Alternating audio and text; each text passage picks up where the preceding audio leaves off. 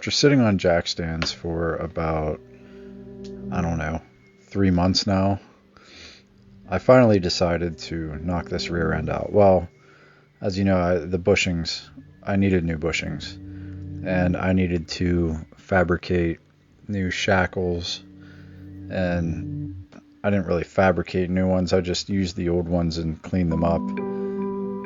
And so as you guys saw, I believe in the last episode, I can't even remember if I showed it, but I took the old shackles and kind of refurbished them and drilled them out and got bolts and everything. And this side is just the old ones, and they're still in perfect condition. They're just a little dirty. I have some undercoat on them, but all in all, I got these polyurethane bushings. They were like $40, but a small price to pay to, it's a real important job, and they're polyurethane, they're not rubber, and I didn't need to like press them in. And the biggest pain was getting the old rubber out. Some of it was really stuck in there, but for the most part, everything kind of went smoothly on this process. But there's kind of a finished product, but there was a lot of, I ran into a lot of problems later on in the video, which you'll see, but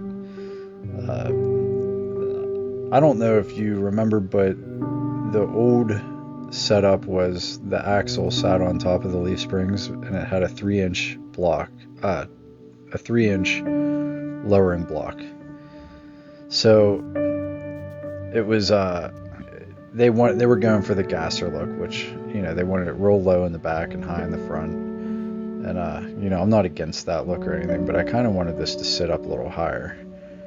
So going from the way it used to look, I thought that I would have to really jack it up, so I figured I was going to have to flip it completely. So I'm basically just doing the opposite of what was already in here. And I had to, use a clamp and press these shocks back on. They were really, this was probably the biggest pain of the entire process, was getting these back on. And I didn't replace those bushings because they were still good. But I am going to replace, get all new struts. They're really outdated, but for now I just want to get it back on wheels, and I can come back in here and do this again.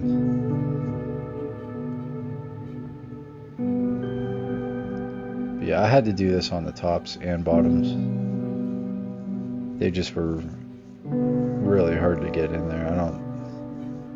I'm excited to get all new. I just didn't want to deal with that right now. I couldn't film everything either because I was doing everything with one hand, and I was laying kind of half on my back or on my side and trying to film while I was doing everything, and it was just not really that practical to try to do.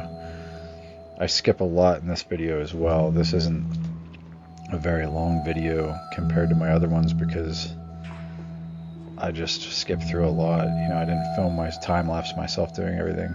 Now, these are different. These are the new perches that I had, that I ordered, because I cut the old ones off, of course, that I couldn't use the original ones on the axle because it's a different axle. And they, of course, they fit those plates, but those plates are from a different vehicle.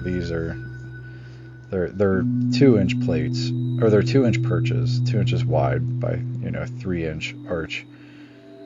But these plates are 1 3/4 inches, so they're a 1/4 inch too big. Now I don't really know if that matters, because like some U-bolts kind of go in at an angle. Anyway, I see people having them in there at an angle, but like to me, I just don't want to do that. I don't want to chance it. So I had to wait 3 days or 4 days, or no, actually it was like 6 days, because I ordered them on a Thursday and they didn't ship out till Monday after the weekend. So it took forever for these to come, or else this video would have been out a long time ago. But they came in the whole, to go onto that nub or whatever that on the leaf spring, the nub was a little bit too big. I'm sure there's a scientific name for it, but so I had to kind of like taper it. Like I had to draw it out a little bit bigger because that was the only way it was fitting. Now it would have fit on the top, but the bottom there's a nut, and as you know, this axle was going on the bottom. I'm giving it like a lift. This is what you would do to a truck if you were trying to lift it. And the U-bolts were too short. The ones that I, refurbished in a couple videos ago, I painted them black and I did all that real nice. Well, they're not usable, so I had to use the ones that were originally on this car, which were super long because, like I said, they had a 3-inch drop, lowering block, so the U-bolts were super long. So I just cut them down a tad bit, but I wanted to leave enough. I didn't want to cut them too short and, end up screwing myself, so I left enough to where I'll probably end up cutting more off eventually, but for now, I left enough length on there to put, 2 nuts if I want to, put a locking nut on top of, not necessarily a locking nut, but I don't have lock nuts for these, so I'm just gonna, put my lock washer on with a nut and then put another nut on top of it to lock it in. Doesn't hurt to be extra safe when it comes to, a rear axle. Especially on a car this heavy and this old. I mean, this car is ridiculously heavy. It's real, nerve-wracking every time having it sit on jack stands, having to lift it up, and I'm just constantly worried it's going to slide off a jack stand. I don't know what I would do. I would never be able to get it back up off the floor. It's so you got to be really careful. And I don't show this process, but I have to cut all 4 of them, obviously. So that's, cutting 8, cuts all together. And who wants to sit through that?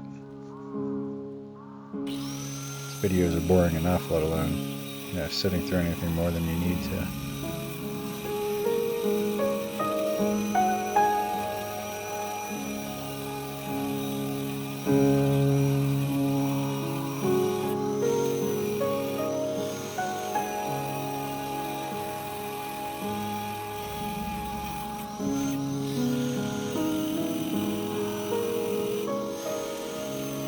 I was trying not to file up the threads too much on this, which I ended up doing anyway. They were kind of hard to get the nuts back on, but ultimately it worked out. It was just, I had to file them down a little bit, which I don't show that process either. But you guys are gonna see. It's I'll just say it now, which you'll see in a minute, but it sits a little differently than what I expected. When you do these builds, like when you're doing something custom and you're just guesstimating as you go, sometimes you'll do something like 4 or 5 times over again. I mean, you're very lucky if something works out the way you planned it in your head. There's a lot that goes into this, and not too many things work out the way you visualize them. Like you can make it the way you visualize it, but it's not going to happen on the first try, put it that way. So as you can see, it sits ridiculously high. I mean, I didn't think it was going to sit that high. I thought that, maybe it would have like an inch or 2 above. It had a 6-inch gap between the tire and the fender. So after all that, I had to, and I don't show the process because that would just be ridiculous. You saw what I did. I just did the opposite of that and put the axle back up inside of the leaf springs, and I got the perfect height. That's exactly where I wanted it. I didn't want them to tuck. I wanted them to be even with the fender well. And they are. That's exactly how I wanted it. But yeah, I spent another, hour redoing it all over again, but the opposite way. And that's kind of a done deal. Now, I didn't dial in the axle at the right angle, so I have to go back in and do that. I just wanted to get it back on its wheels and get those jack stands off there. But what I went through to get that done was, by myself. It's nice to have a hand, and doing it by yourself is kind of a pain, because you're moving that heavy axle around and you're in tight quarters. But hopefully soon enough I'll have this front axle on, which is going to be next, and then I can measure off of the rear axle to do the front axle. So that's my plan. So stay tuned for more episodes.